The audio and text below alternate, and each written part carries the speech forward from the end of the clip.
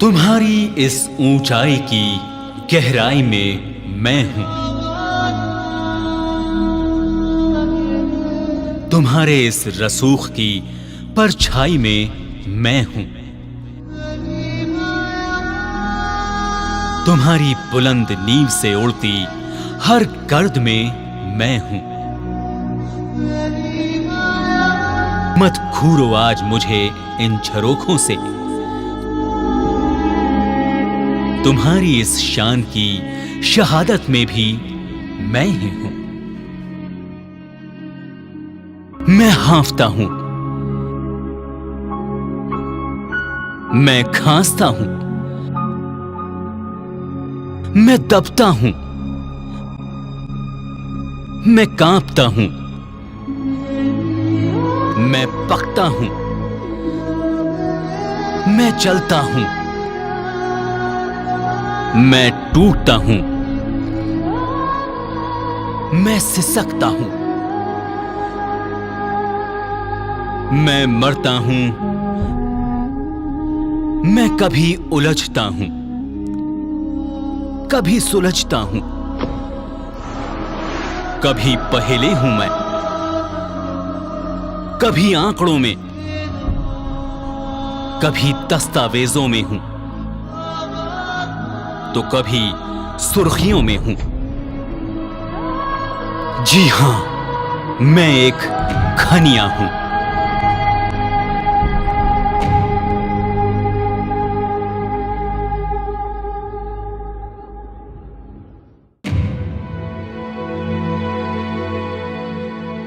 एक खान मजदूर जो अक्सर इस पत्थर की तकदीर लिखता हूं, और इसी जद्दोजहद में मैं और मेरी पीढ़ियां पत्थर की इन्हीं खानों में अक्सर खामोशी से गुम हो जाती हैं। मैं अब सबका साथ चाहता हूं, मैं इन हाथों में आपका हाथ चाहता हूं। आज मैं बेबस हूं, लाचार हूं, मैं अपनी इस चीख में एक पुकार सुनना चाहता हूं।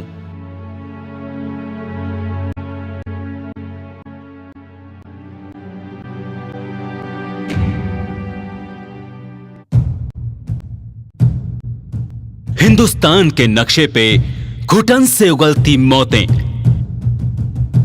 जिला करौली राजस्थान के इस मार्मिक चेहरे को उकेरती हुई यहां की एक नई लेकिन मुरझाई सी तस्वीर पेश करती है। इन्हीं खूबसूरत प्राकृतिक दृश्यों के बीच बेबस लाचार जीवन को ढोता मानवीय संघर्ष यहां की खूबसूरती में मानो फोड़ों सी चुभन उत्पन्न करता है।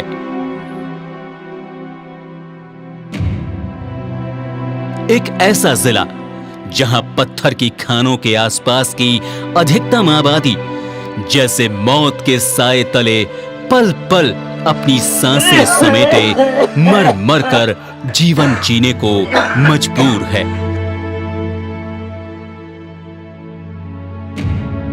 छेनी हथौड़ी के मेल से गूंजता संगीत,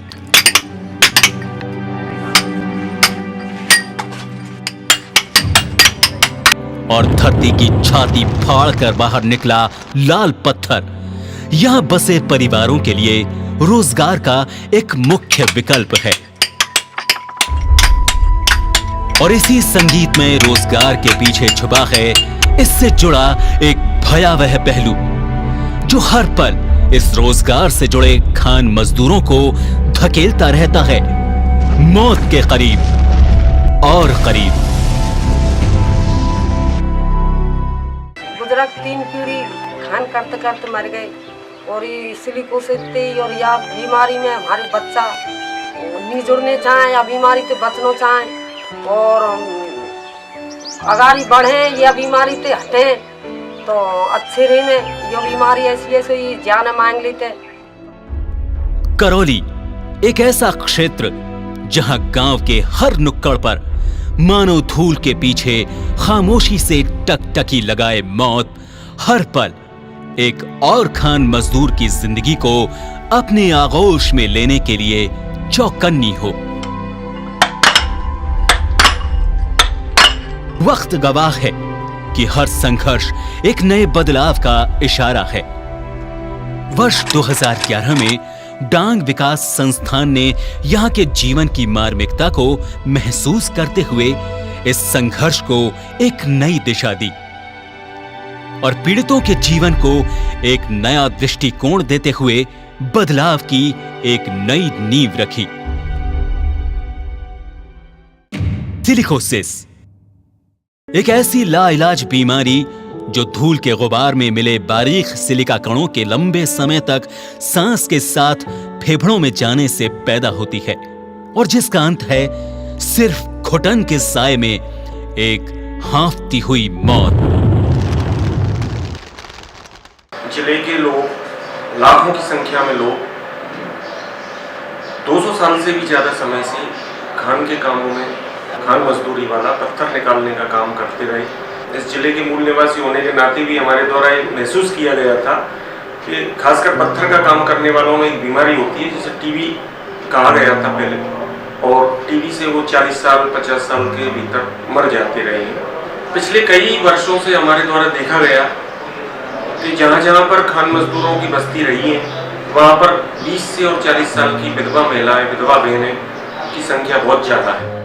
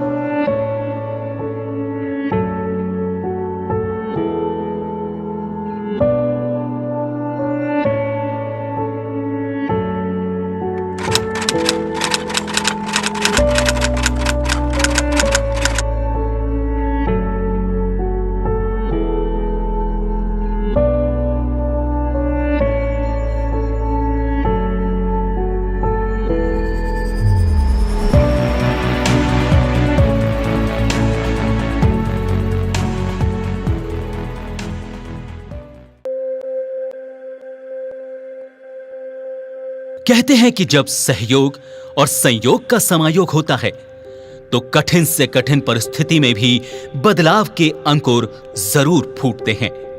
और ऐसा ही हुआ वर्ष 2011 में, जब डांग विकास संस्थान, करौली जिला प्रशासन, राष्ट्रीय एवं राज्य मानवाधिकार आयोग, राष्ट्रीय खनिक स्वास्थ्य संगठन, अन्य संस्थाएं और भावी व्यक्तित्व के लोग एक साथ इस मुहिम की अग्रिम पंक्ति में आकर खड़े हो गए।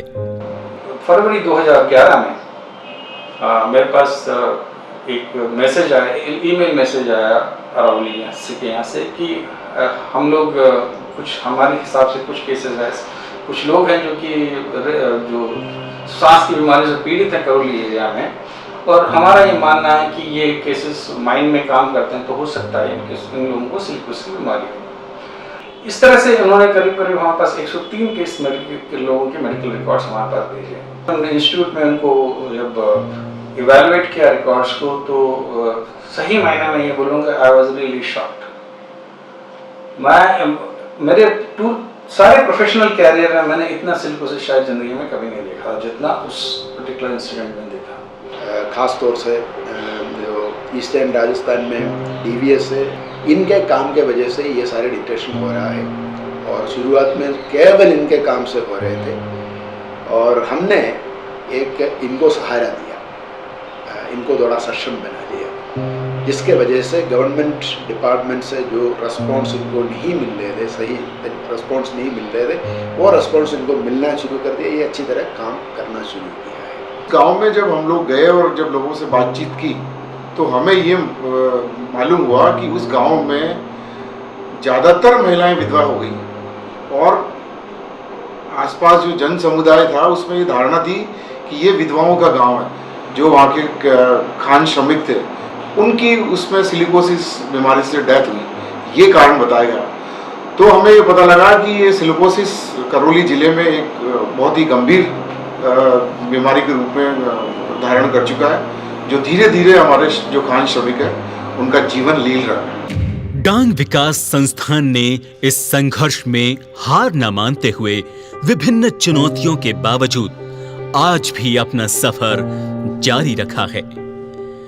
परिवर्तन की इस दौड़ में आपने कभी आंसू पोंछे तो कभी लोगों की आवाज बने, कभी दर्द में साथी बने तो कभी एक आगाज बने, कभी लोगों को एक किया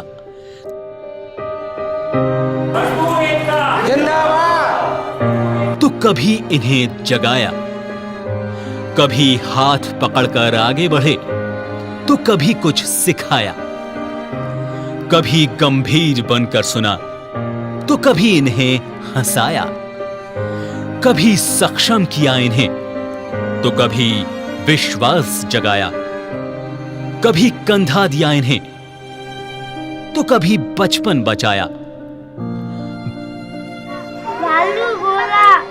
बस संघर्ष यूं ही चलता रहा, कारवां नया बनाया। एनजीओज ने एक बहुत इंपॉर्टेंट रोल प्ले किया है इस प्रोग्राम के सक्सेस बनाने में। डांग विकास संस्था जिसने की जिसको कि एक तरह से क्रेडिट जाता है इस सिलिकोसिस मूवमेंट को चालू करने का, और जिसके साथ में एज ए डायरेक्टर NIMH में एसोसिएटेड रहा हूँ, उसने एक बहुत इंपॉर्टेंट रोल प्ले किया है इसको आगे बढ़ाने में। करौली का ये मेरा तजुर्बा है कि हमें एक डांग विकास संस्थान जैसा एक NGO मिला जिन्होंने लोगों को न केवल आइडेंटिफाई किया बल्कि उन्हें इकट्ठा करके, एक समय था जब केवल मात्र इसकी सुविधा जयपुर के SMS हॉस्पिटल में ही थी कि वहाँ पर उनका इलाज हो सकता था, वहाँ से सर्टिफिकेट प्राप्त होता था और उस सर्टिफिकेट के बाद ही हम लोग उनको सहायता दे सकते थे। सिलिकोसिस को लेके जो संवेदनशीलता अलग अलग स्तर पे देखी जा रही है, जो अगर हम 2008-9 जब इस मुहिम को अरावली ने शुरू किया तब अगर देखें तो तब से और अब में सबसे बड़ा परिवर्तन संवेदनशीलता को लेके आया है। आज न सिर्फ सरकारी अधिकारी, मानवाधिकार आयोग, यूनियन के लोग, NGOs के लोग और अलग अलग स्तर पे इवन जो कंपनीज और जो माइनर लॉबी है, ये सब लोग आज इसको लेके काफ़ी संवेदनशील, और आज हर तरफ इसको लेके चर्चा और ये एक मुद्दा है। वक्त के साथ साथ आज भी कुछ चुनौतियां इस संघर्ष की रफ्तार को धीमा करने को प्रयासरत हैं, लेकिन मुहिम से जुड़े लोगों का अटल आत्मविश्वास इन चुनौतियों के बीच भी नए रास्ते निकाल रहा है और सबका ये प्रयास आज धीरे धीरे रंग लाने लगा है।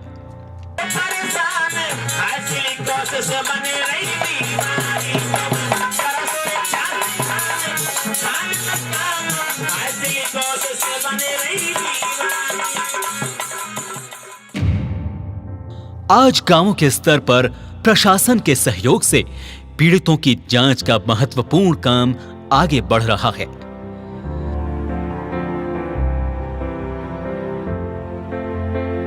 जिला स्तर पर न्यूमोकोनियोसिस बोर्ड का गठन हुआ है।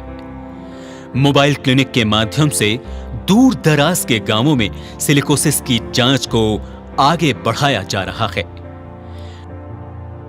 पीड़ितों तक उनकी बीमारी की जांच के दस्तावेज पहुंचाए जा रहे हैं। रिहैब बोर्ड और जिला प्रशासन की मदद से आर्थिक सहायता पीड़ितों तक पहुंच रही है।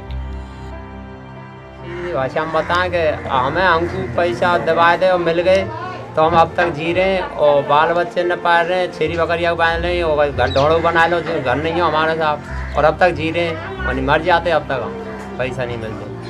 सब हमारे आदमी को सेल्फुस की बीमारी लग गई और फिर हमारे ये मिचर डांग विकास वाले ने हमारी कोशिश करी महाराज, जब हम लोग 3 लाख रुपया मिले और कच्ची तो बीमारी में लग गए महाराज, कच्ची हमने बकरी खरीद ली और फिर हमारे बाल बच्चे को हमारा पेट पाला नहीं रहा।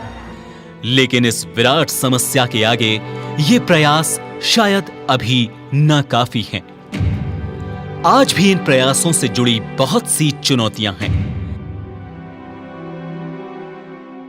ये समस्या इतना ज़्यादा है ये कई ऑक्यूपेशंस में सिलिकोसिस का प्रभाव है। हमें अभी तक मालूम नहीं है कोई सही स्टडी अभी तक। हम चीफ सेक्रेटरी लेवल पे, मेरे कहने पे चीफ सेक्रेटरी लेवल पे 10 सितंबर 2013 को ये डिसीजन हुआ है, राजस्थान का स्टडी हो जाएगा, लेकिन अभी तक स्टडी नहीं हुआ है। कहाँ कहाँ ये प्रॉब्लम है पता नहीं है। कहीं से हम निकल जाते हैं, वहाँ कोई हमें लग रहा है प्रॉब्लम है, हम कोई विशेष ये को कह देते हैं, वहाँ प्रॉब्लम जरूर निकल जाता है, लेकिन सही स्टडी करना चाहिए।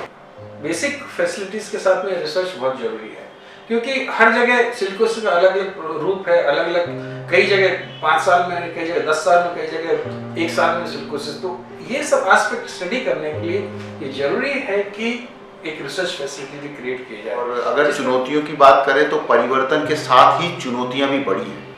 जैसे जैसे डायग्नोसिस की फैसिलिटी बढ़ी, वैसे वैसे राजस्थान के माइंड वर्कर्स के मन में एक आशा जग गई है कि हमारी भी जांच होगी और हमको हमारी मौत के कारणों का भी हमको पता लगेगा। इस सब के कारण एक बड़ी आशा उस खास तौर पे तबके की जग गई है जो अभी तक बगैर जानकारी के क्या कहते हैं मौत को गले लगा रहा है। तो हमको ये देखना पड़ेगा कि कैसे हम इतने बड़े नंबर में, जो नंबर 1 लाख 2 लाख नहीं 5 से 10 लाख लोगों तक पहुंच रहा है, इतने लोगों को उनके व्यावसायिक स्वास्थ्य के मुद्दे पर हम जांच कर पाएं और उनको ये बता पाएं कि आखिर उनको क्या बीमारी है जिसके कारण उनकी जिंदगी नासूर की तरह हो गई है। क्योंकि बोर्ड की ये प्रक्रिया इतनी पेचीदा है, क्योंकि हम जब हर बार बोर्ड में जाते हैं तो हमें इतनी मशक्कत झेलनी पड़ती है। तो हम ये चाहते हैं कि ये बोर्ड की प्रक्रिया, ये पेज धीरे धीरे सरल हो जाए किसी कारणवश, तो हमें इन मजदूरों की जांच कराने में सरलता महसूस हो और इनकी बार बार हर बुधवार और शुक्रवार को इनकी जांच करा सकें।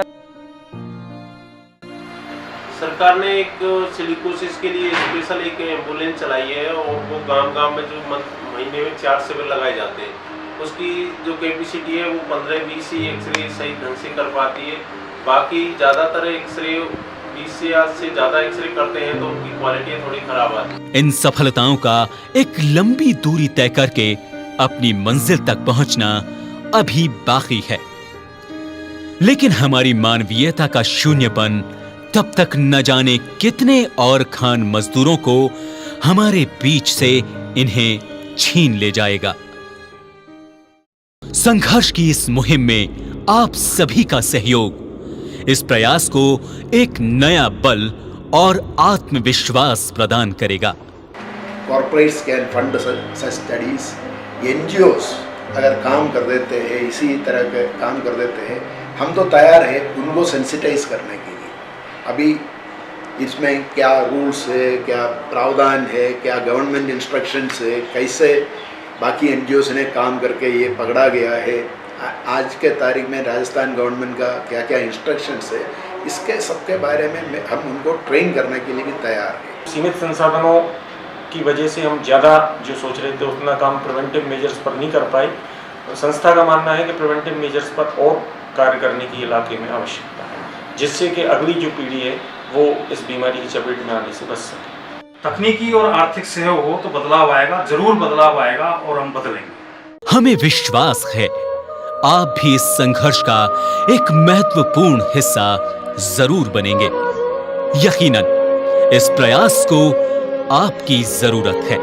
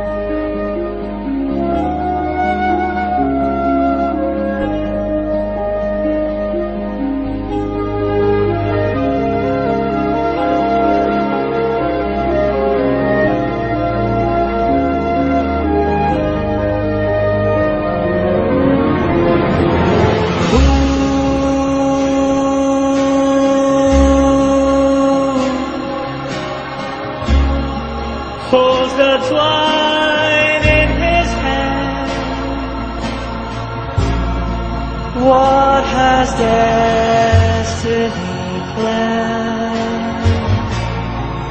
Will the heart understand?